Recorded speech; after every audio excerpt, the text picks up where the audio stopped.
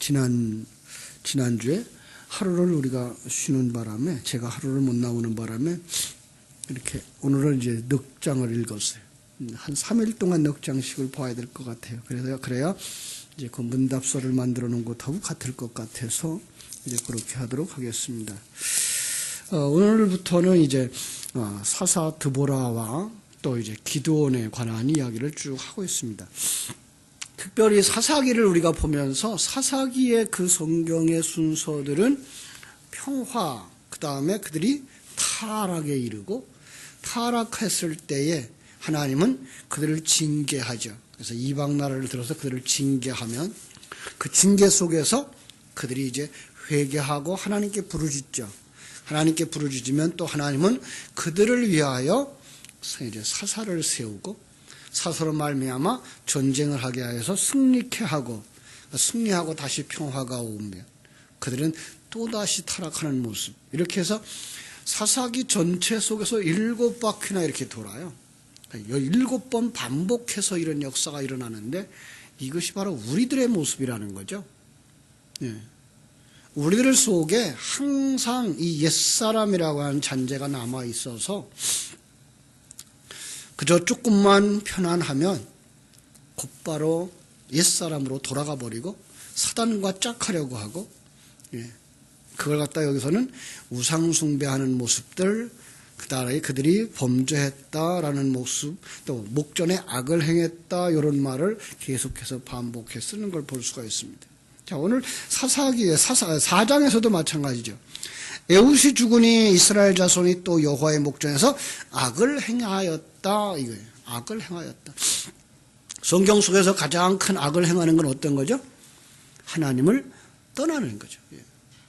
그들이 하나님을 버린 거 아니에요. 그들 속에 항상 하나님을 섬기는 마음이 있어요. 그런데 그들 속에 이 사단과 우상 섬김이 강해졌을 때 하나님은 그걸 갖다가 여호와의 목전에서 악을 행하였다라고 말하는 거예요. 우리 속에 이 새 생명, 진리의 말씀이 있어요. 그런데 이것을 묵상하고 되새김질하지 않는 순간 옛사람이 기승을 부리는 거죠. 그래서 또 금방 넘어져요. 우리가 그걸 갖다가 악을 행하였다라고 말하고 그 악을 행하면 그 다음에 뭐야? 금방 하나님의 징계가 임하는 거죠.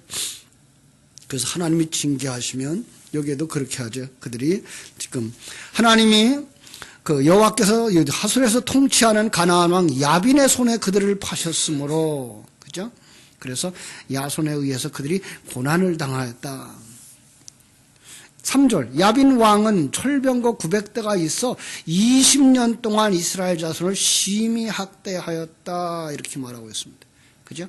그들에게 이제 핍박이 오고 징계가 오는 모습인 것입니다. 그러면 그들은 이제 다시 한번 하나님 앞으로 돌아오죠. 그걸 갖다가 이스라엘 자손이 여호와께 부르짖었더라라는 말로 말하고 있는 거죠. 우리의 그 신약적인 성경의 말로 말하면 회개하였더라라는 말이 되는 거죠. 그렇습니다. 탕자의 비유로 얘기를 할까요? 탕자의 비유를 갖다 놓으면 평화스러울 때 아버지 집에 있는 아들이죠. 아버지 집에서 평안하면 그 아들은 다시금 그 마음속에 뭐가 생겨요? 내가 주인이 되어져서 아버지의 재산을 달라고 해서 떠나버리는 거죠. 그 아버지를 떠나면 그 아버지는 그에게 뭘 내려요? 기근을 내려요. 예. 그래서 그가 돼지우리간에까지 가는 거죠. 그리고 그의 눈을 열어서 자기의 삶이 돼지우리간에 돼지와 다를 바가 없구나를 보게 하시는 거죠. 그러면 탕자는 거기서 어떻게 해요? 아버지께 부르짖는 거죠. 아버지 집이 좋고 아버지가 어떻고 아버지 집에는 양식이 풍족한 품꾼이 많은데라는 그런 회개를 하고 그 다음에 어떻게 해요? 그 회개의 가장 그 대표적인 그림이 뭔가 하면 아버지 집으로 돌아오는 거죠. 그죠? 세상으로 향하여 가던 길에서 멈춰서서 방향을 바꿔서 돌아오는 모습이 바로 회개죠. 그걸 돌아오면 또 아버지는 뭐예요? 그를 얼싸안고 영접하는 그런 모습. 그 다시 그들에게 뭐예요? 그 돌아옴 속에서는 반드시 있어야 되는 것, 예수 그리스도의 십자가죠. 그 예수 그리스도와 십자가를 이 사사기에서는 누구로 그리고 있는가 하면 사사들로 그리고 있는 거예요.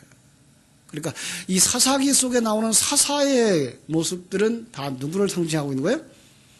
예수 그리스도를 상징하고 있는 거예요. 그래서 예수 그리스도가 세워지면 그 예수 그리스도로 말미암아서 그 고난의 문제, 대적을 물리치고 그로 함께하는 자들은 어떻게 해요? 평화를 누리는 거예요. 자, 그 얘기를 지금 여기도 계속하죠. 그때에 여기서 누가 일어나고 있는가 하면 여선지자 드보라가 일어나는 모습을 그려주고 있습니다. 3절에서 보면 이스라엘 자손이 여호와께 부르짖었더니 4절 그때에 아비도스의 아내 여선지자 드보라가 이스라엘 사사가 되었다. 드보라가. 그렇죠? 드보라가 또 혼자 나오는 게 아니라 누구를 부르죠? 바락을 부르는 거죠. 근데 참 왜 어떻게 성경 속에서까지 여자가 나왔을까라는 생각을 해볼 수 있어요. 그죠? 성경은 여자를 사람 숫자에도 넣지를 않았어요. 그런데 왜 여선지자를 세웠을까요? 그리고 왜 그 여선지자는 남자를 찾아갔는데 그 남자는 겁쟁일까요? 그죠? 이런 모습이에요. 성경 속의 여자는 정하지 못한 부정한 자들을 상징하고 있죠. 바로 그 부정한 그 자들을 구원하기 위해서 누가 오는 거예요? 예수 그리스도가 부정한 자의 모습으로 오고 있는 걸음이에요. 그래서 여기서 여선지자가 나오는 거예요.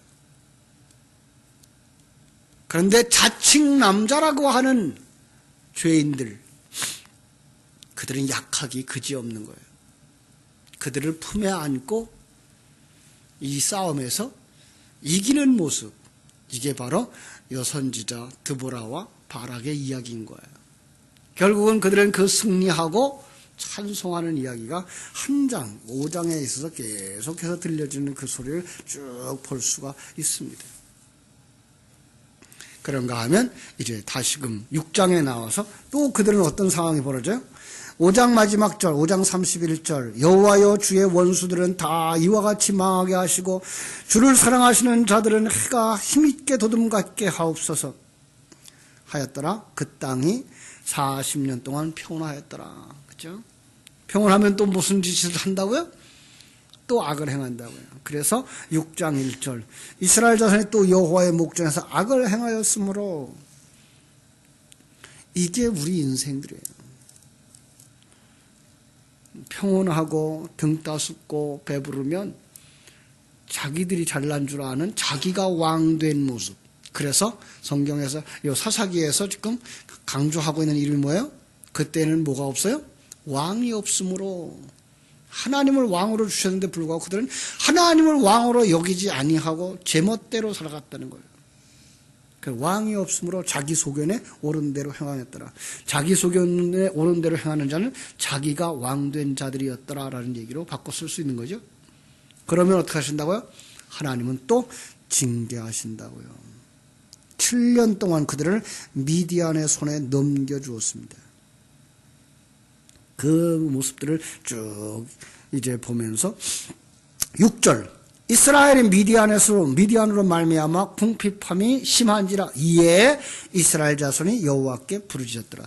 이스라엘의 그 삶이 참 미디안의 공격으로 말미암아 궁핍해졌더라. 금방 제가 얘기했던 탕자의 모습일 것 같은 거죠. 그죠? 하나님은 우리에게 그 궁핍함을 알게 하시는 것 자체가 은혜예요. 네. 참 우리가 먹을 것이 없구나. 우리가 세상적으로도 경제적으로 부유한 것이 행복이 아니에요. 우리는 참 그 부유함을 달라고 기도를 하고 부유함을 다 찾겠다고 노력을 합니다만은 실상 성경 속에서 보면 사람들의 부유함은 결코 복이 아니에요. 특별히 우리가 자기가 궁핍함을 깨달아 알 수 있는 사람들, 진리와 생명의 말씀에 갈급할 수 있어요. 그래서 그들은 하나님께 부르짖죠. 이스라엘 자손이 여호와께 부르짖으니까 이번에는 어떤 사람을 하나님이 사사로 세우시죠? 기드온을 택하시는 거죠. 그죠? 자, 그런데 기드온은 어떤 사람이었나 볼까요? 11절. 여호와의 사자가 아비에셀 사람 요아스에게 속한 에브라에 이르러 상수리 나무 아래에 앉으니라. 마침 요아스의 아들 기드온이 미디안 사람에게 알리지 아니하려고 밀을 포도주 틀에서 타작하였더라. 밀마당에서 타작을 해야 되는데 포도주 틀 속에서 타작하고 있는 거예요. 이게 연약한 자의 모습, 작은 자의 모습, 겁쟁이의 모습인 거죠. 그래서 그가 지금 전쟁터에 나가는데도 불구하고 하나님이 함께 하셔서 이제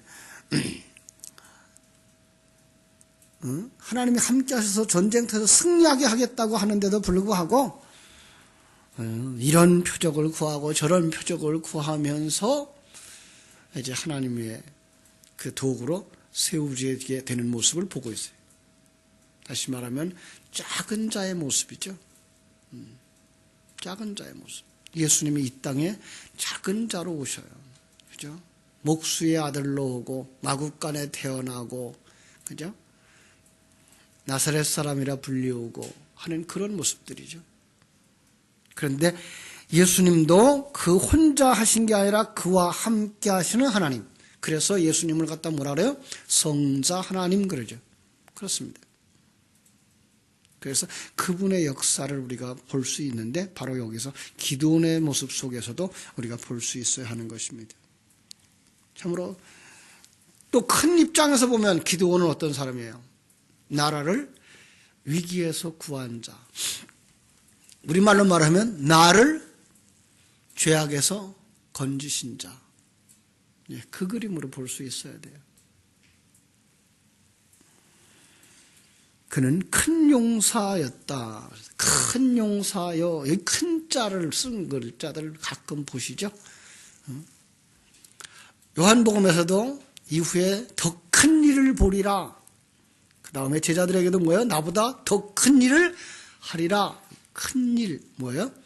영혼 구원하는 일이에요. 예.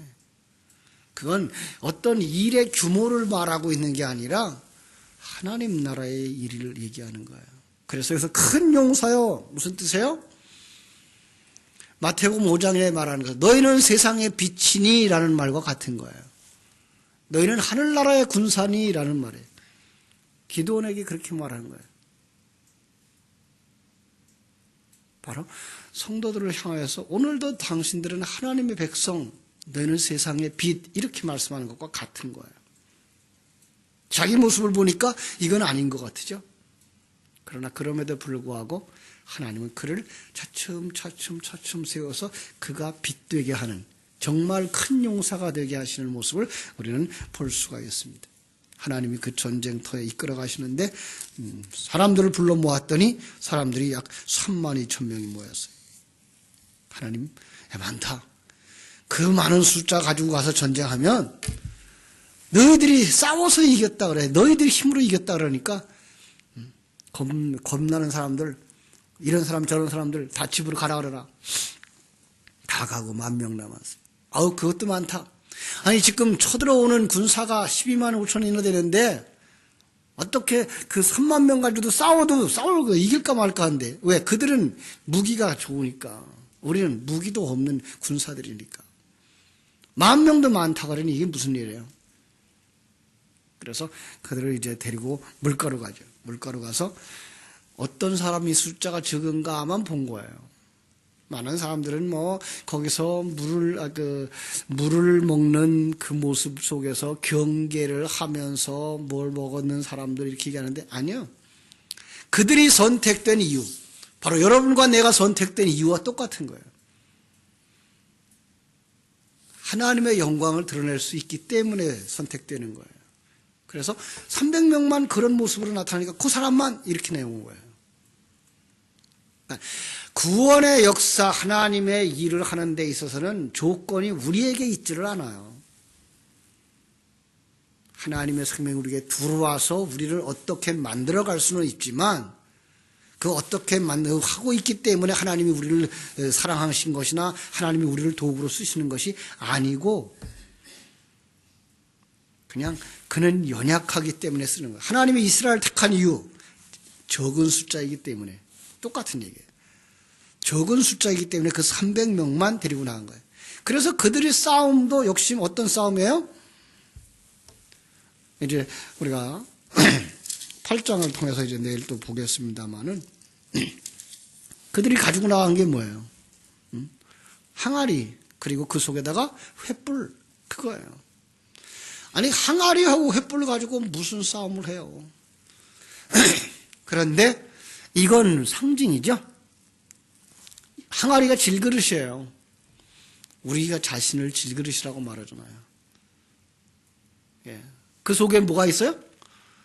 성령의 불이 있는 거죠. 예. 그리고 그 성령의 불이 드러나려면 어떻게 돼야 돼요? 항아리가 깨져야 되는 거예요. 우리 옛사람이 무너지고 우리 안에 있는 진리와 성령의 말씀이 빛을 발할 때 우리는 완성되는 거예요. 그게 승리인 거예요. 그 싸움을 하나님이 주장하시고 계시다는 사실을 기억하시고 오늘도 여러분 속에 성령의 불이 타오를 수 있도록 질그릇을 깨트리고 하나님 앞에 더 가까이 나아가는 복된 하루 되시기를 주님의 이름으로 축원합니다. 기도하겠습니다. 하나님 우리 아버지 사사시대의 상황들을 이렇게 살펴보면서 그건 바로 우리들의 모습이구나를 깨달아 알게 하시니 감사합니다. 참으로 하나님이 평안을 주셨으면 그 하나님 앞에 감사하고 더 가까이 나가야 되는데 우리는 내가 잘났어, 내가 뭐가 있어서 그래 라는 생각으로 가는 이렇게 교만으로 갑니다. 혹시 이 나라와 이 민족이 오늘날 그런 상황에 처해 있지는 않습니까?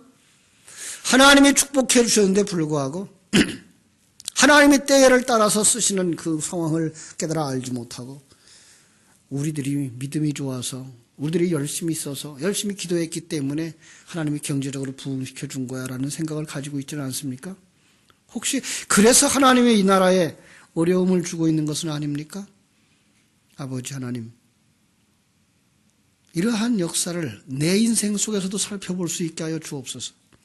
그래서 정말 나는 하나님의 생명을 가지고 점점 더 불을 밝혀가는, 횃불을 밝혀가는, 진리의 등불을 밝혀가는 자인가? 아니면 이스라엘 백성들처럼 참으로 하나님이 복 주셔서 평안을 주면 또 악을 행하는 자는 아닌가? 다시 한번 우리 자신을 살펴볼 수 있게 해주시고 우리 속에 왜 궁핍함이 오는가? 진리와 생명의 말씀에 궁핍함을 나는 깨달아 아는가? 점검하면서 하나님께서 허락하신 그 진리의 말씀들, 하나님의 그 전능하심, 그리고 하나님의 그 풍성하심, 그리고 하나님이 약속하신 그 구원의 약속들을 주야로 묵상할 수 있는 사람들 되게 하여 주시옵소서.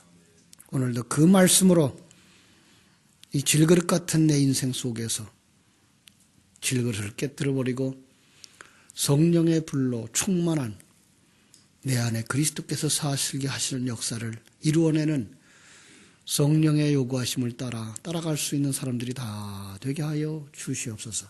생명과 진리 되신 하나님께서 나를 장악해 주시고 완성시켜 주시기를 간절히 소원하며 거룩하신 예수님의 이름으로 기도하옵나이다. 아멘. 하늘에 계신 우리 아버지여, 이름이 거룩히 여김을 받으시오.